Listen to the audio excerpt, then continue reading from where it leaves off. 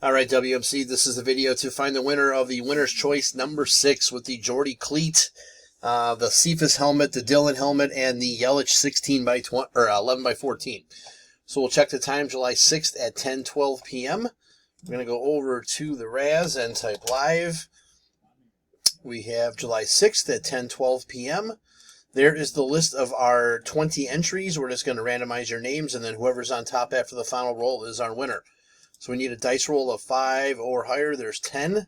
All right, 10 times. Here we go.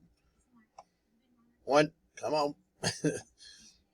1, 2, 3, 4, 5, 6, 7, 8, 9. Last and final. Here we go. Good luck. It